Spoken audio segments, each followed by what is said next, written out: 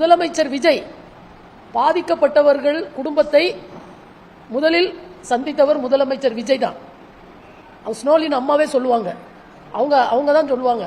அதனால அதை மனதில் கொண்டு இந்த பொறுப்பேற்றிருக்கின்ற அரசாங்கம், முதலமைச்சர் விஜய் தலைமையிலான அரசாங்கம் அந்த குடும்பங்களுக்கு உரிய நிவாரணம் என்பது 25 லட்சத்திலிருந்து 25 லட்சம் 1 கோடியாக வழங்க வேண்டும் என்று தமிழ் மீனவர் கூட்டமைப்பு சார்பாக முதலமைச்சர் விஜயை நான் பணிந்து கேட்டுக்கொள்கின்றேன்.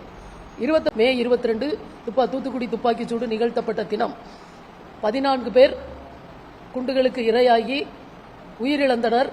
242 பேருக்கு மேல படுகாயமுற்று அவர்கள் இன்றைக்கும் ஒரு கால் ஒரு கை கண் இழந்து ஊனமுற்றவர்களாக திரிந்து வருகின்றனர்.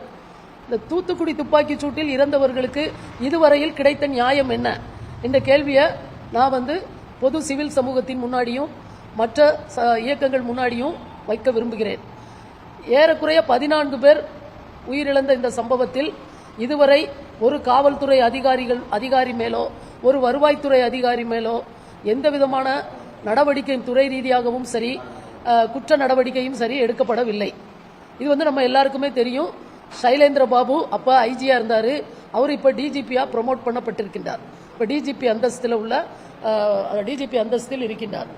இதுபோன்று அதே போல அருணா ஜெகதீசன் கமிஷன் ஒரு குற்றமற்ற பாதிக்கப்பட்டவர்களுக்கு உயிரிழந்த குடும்பங்களுக்கு 1 கோடியாவது நிவாரண தொகை வழங்க வேண்டும் என்று பரிந்துரை செய்திருக்கின்றது.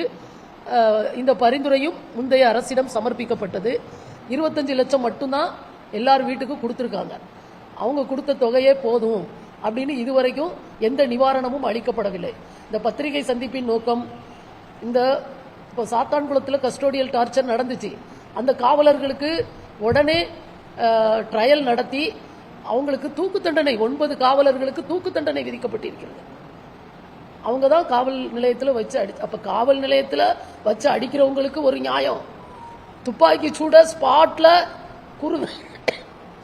காக்கா குருவி மாதிரி அமைதி வழியில் போராட்டம் நடத்திய மக்களை சுட்டுக் கொல்லுவதற்கு நாங்க நினைச்சா என்ன வேணாலும் பண்ணுவோம். கார்பரேட் வேதாந்தா என்ற கார்பரேட்டுக்கு ஆதரவாக சுட்டுக் கொள்ளுவோம். நாங்க குருவி சுட்ட மாதிரி சுடுவோம். அதற்கு எங்களுக்கு அதிகாரம் இருக்கிறது என்று அவங்க மேல இதுவரையில் எந்த நடவடிக்கையும் எடுக்காமல் இருப்பதை கேள்விக்குள்ளாக்குவதற்கு தான் இந்த பத்திரிகையாளர் சந்திப்பு.